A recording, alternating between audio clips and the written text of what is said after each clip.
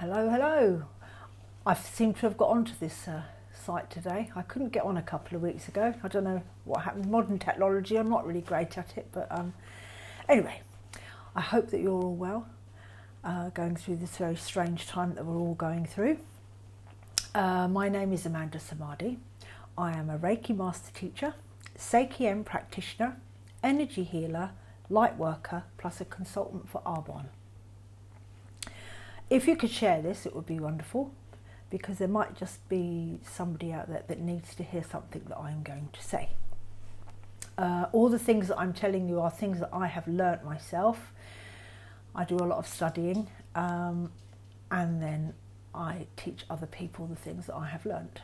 So this is what I do this for, but I'm going to have to start doing it every 2 weeks because I need to catch up with my coursework, because I'm falling behind a little bit. So I'm going to do it every 2 weeks, okay? So your mind. Your mind is like planting a new seed in a garden. The first thing you must do is to take out all the weeds so that the seeds can grow. Okay, so this is the best way for you to understand what I'm trying to tell you. Okay, so what I do is I cut it all down into sort of layman's terms, if you like. Now this is going to sound really strange, as usual, because some of the things that I do sound strange, but they do work, because I wouldn't be on here telling you, okay? If you go to your bedroom and stand in the doorway, have a good look around, because this is how your mind is feeling. The bedroom is the place to chill out and unwind, okay? And it is, supposing your body was the house, your bedroom is your mind, okay? So if you have a little look at your bedroom, if it's really messy and you've got things that are stuffed into drawers, because then it makes your room look tidy, this is telling you that you have stuff on your mind that needs to be cleared out, okay? It really does work. If you can take one drawer at a time, either tip it out on the bed or the floor, and throw away the stuff that you really don't need anymore, okay? Things that have lost their colour, are too small, or too big, or you just don't like them anymore. Just throw them away. Once you have done this, very simple act, it will start to change your way of thinking. It's the same in your car. If your car is full of rubbish, clean it up and throw it away. It's really weird because what happens is the mind starts to think, oh, okay, they want it clean now, they want a clean life, they want a clean mind. It really works, and it's a mindfulness thing to do. So yeah, you've got a lot of cleaning to do. I did all this, so it does work. I always feel too that once I've cleaned my car, for some strange reason, I feel that it drives better. But remember, all these little things plant seeds in your mind, so it will start to change. Because as your mind sees you doing it all, it will want to do the same. It wants to follow you, okay? Okay, so now I'm not saying that by cleaning your room you are going to become a perfect mind, body and soul either. It doesn't happen overnight, but it is where you can start, okay? Everything has a cycle. There is a beginning, a middle and an end, okay? Like making your bed once you have woken up. Once you have got up out of bed, you should always make your bed. I remember my mum trying to get me to make my bed, and I used to think, oh, I don't want to make it. But now I'm older, I understand why. Because once you get out of bed, to finish that cycle of sleep, you need to make your bed. Okay, and plus it's nice when you come home, if your bed's all made, it looks quite nice, you want to get in it. So I'd rather get into a nicely made bed. But as I say, it is a cycle. If you make your bed, you have finished your sleep pattern. Okay, it's really weird, but it's a mindfulness thing to do that. Spiritual teacher Matt Kong said, Despite how open and peaceful and loving and calm you attempt to be, people can only meet you as deeply as they meet themselves. Before judging others, we need to consider what might be going on in their lives to cause them to act in a certain way. Never judge a book by its cover. Lots of people are going through lots of different strange things at the moment. I'm not saying that you should forgive people. Well, you should forgive people, but I'm not saying you should let things go, but I'm saying you need to take a step back, because that person might be terribly having something that they're struggling about. Okay? So rather than go at them, take a breath, take a seat back, and think about before you do say anything, okay?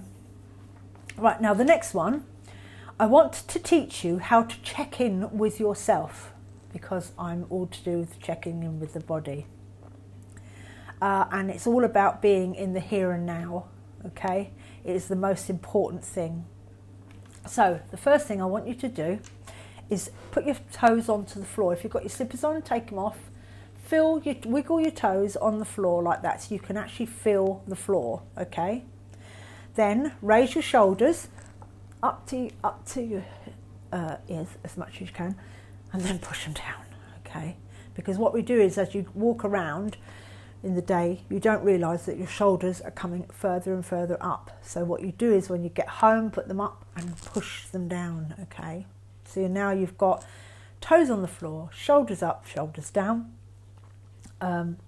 Next time, when your shoulders come up, take a deep breath in through your nose. So, up.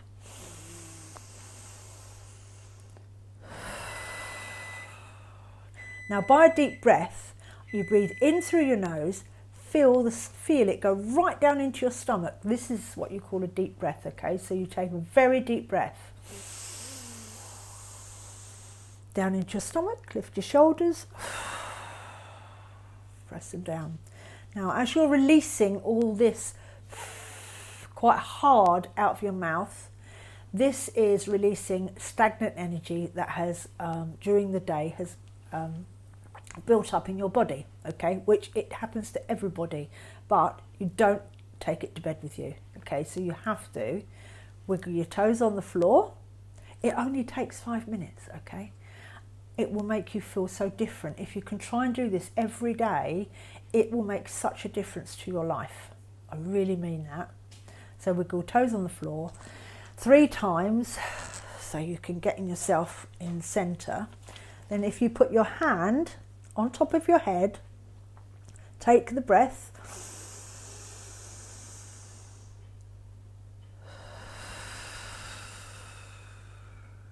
Then what you're doing is you're blowing away all the stagnant bad energy that has been around you all day, okay? So at least you're not taking it to bed with you anymore. The reason why I say to you do it 3 times, 1 for the mind, 1 for the body, and 1 for the soul. Okay, so everything I do is always in 3s. So by doing this 3 times, it will bring you into the here and now. Okay, you will be right here, right now, in this moment. It takes a lot of hard work to do it, but you can live your whole life like that. The monks, the Tibetan monks, live their life like that. I know we'd all like to live like monks sometimes, but I do understand that you can't. It is hard, but it can be done. Okay, because if you live in the past, you will get depressed. If you live too far in the future, you become anxious. And both depression and anxious are both the same. Not nice. Okay, so by bringing yourself into the moment as often as you possibly can, it's really good. So, and another thing, breathing is the best gift you will ever have. It's free and it's a gift to you. Pay attention to your breathing.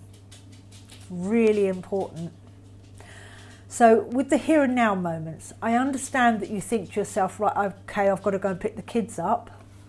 that's okay. Like, that is in the future, half hour in the future. That's good. That's good. You have to do things like that, I understand. But by doing this mindfully, it is a much better way of either going back to your job or going to pick your children up, by doing things mindfully, okay? I see people in a park on their phones chattering away. They're not really in the park, they are on their phone. When you go for a walk, what I want you to do, or try and do, is to switch off your phone. Just switch it off, okay? Enjoy the walk. The first time I did this, I got a little bit panicky, but it's not going to be the end of the world if you turn that phone off, okay? Alexa, stop. Sorry, that's dinner. Yeah, so by turning the phone off. Now, by turning the phone off, if you start your walk, it might only be a 10-minute walk, but this is a mindful walk, okay? You're not going to be getting emails or text messages or any of that. This is purely for yourself. If you get to a point that you feel that you're really struggling because you've switched your phone off, you're thinking to yourself, your mind starts going, oh, I can't switch my phone off. I've got the phone switched off. Oh no, what can I? You know, because your mind, which is your ego that is telling you that you need to switch the phone on. My words to you, you need to go for walks more often and switch your phone off. Okay? Important to have you time. It's 20 minutes, 10 minutes walk off the phone. Because by switching your phone off, you are taking back your power. If you are permanently on your phone is taking away your power, okay? So get into your here and now and shut the phone off. The past has already gone. The future is not here yet, okay?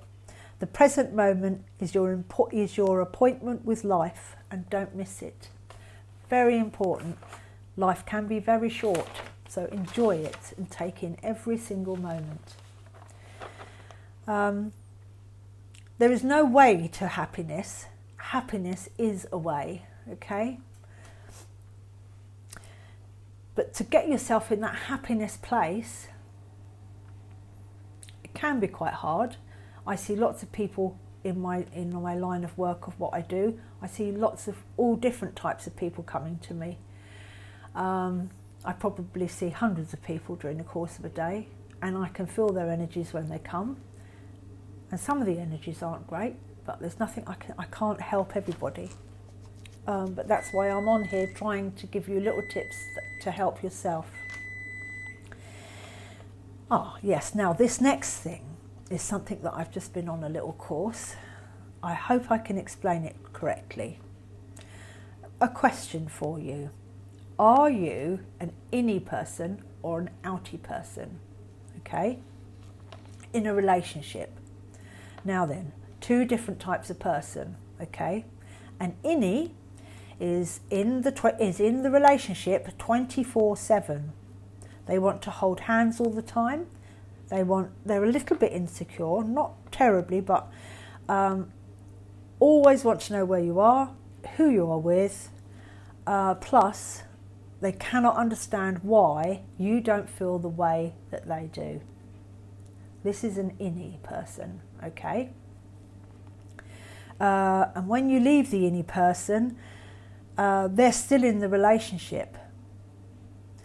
But now the outie person that has kissed you goodbye and said, ta-ta love, whatever, I'll see you tonight. This person is an outie person. So the innie person is at home thinking about them 24/7 still. They're on the phone to them. The outie person has left. But they're thinking about the moment. They're thinking about them moving themselves forward. They're thinking about going to the car. They're in the car. They start the car. They go to work. The person is no longer in their mind. It does not mean that they don't love you any the less than you do. But because you are an innie and they are an outie, you just think differently, okay? But there is nothing wrong with this. This really does not mean that they don't love you any less, okay? You've just got to get used to, you need to work out whether you're an innie or an outie, okay? I used to be an innie. I used to want to know where everybody was. I mean, when you're first in a relationship, you all want to text each other 24/7 anyway, but I'm talking 5 or 6 months down the line, okay? An innie person will still want to text you all the time and want to ring you all the time because that's the innie person. But the outie person, it might start to aggravate them because they're doing their work, or you know, their mind is on the people that they are with. But if you're an innie, it's extremely destroying, okay? But the same if you're an outie, it is very destroying for them too. So if you can meet someone who is an outie and you're an outie, you're a match made in heaven. But I say that in jest, or you know, vice versa. You can have an outie and an innie, but the best thing is to have someone who's the same as you. But if you don't, right? So this is the people that are an innie with an outie, or vice versa. You have to have compassion for each other, because these people, the people like an innie, say, because I was an innie. It's really quite hard, and it is a struggle.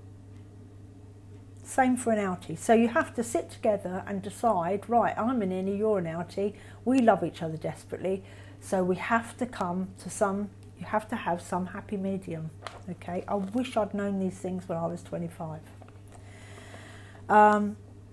So if you work out what you are and have compassion for each other, you will save your relationship. If you have a good relationship, hold on to that relationship, because it's worth holding on to, okay? I hope I understand that. I hope you understand I explained this correctly. Okay, as from 2 weeks ago, I did say to you that I was going to try and teach you how to get rid of a headache rather than taking paracetamol, because I don't like paracetamol, really bad for you. Even though it does take your headache away quicker, it's not dealing with the problem.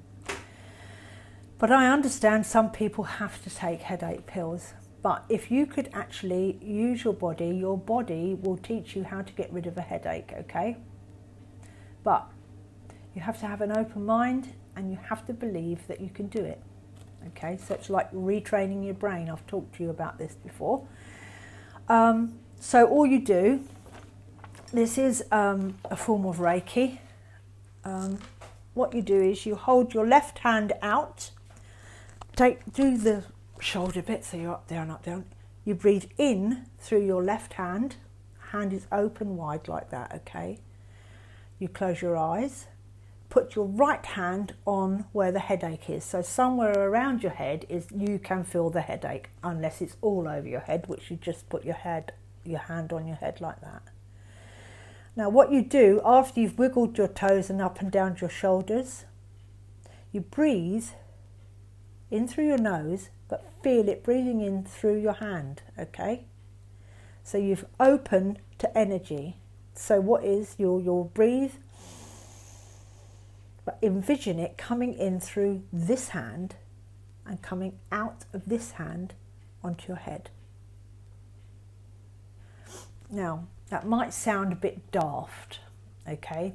If you haven't studied Reiki, it will sound daft, but your own body can heal you, okay? It can heal you of so many things before you need to go to the doctor. I think the doctors have got quite a lot on their minds at the moment. So if you can actually heal yourself before you go to the doctors, then we won't have to bother them too much, will we? So yes, that is a form of Reiki. And what's happening is you're having energy coming in your left hand, and it's coming out of your right hand onto your head, or your ache. If you have an aching shoulder, you can do the same for this as well, okay? But what you'll do is you'll feel the heat coming out of this hand, okay? If you sit nice and quietly, you will feel it. Any person, that, even if you're not attuned to Reiki, you will feel that. And that's about it. Now, if you need to know any more about the things I've asked you, or you want me to explain something a bit more, I really don't mind, because I'm here to help, okay? I will see you in a couple of weeks, because I've really got to catch up on my coursework, because I'm slipping behind, because I'm finding things to talk to you about. So I need to do my homework. But I love talking to you all, and if I can help you, I will. So if you need to know anything, I will be here to help you. I'll see you in a couple of weeks. Love and light to you all. Mwah.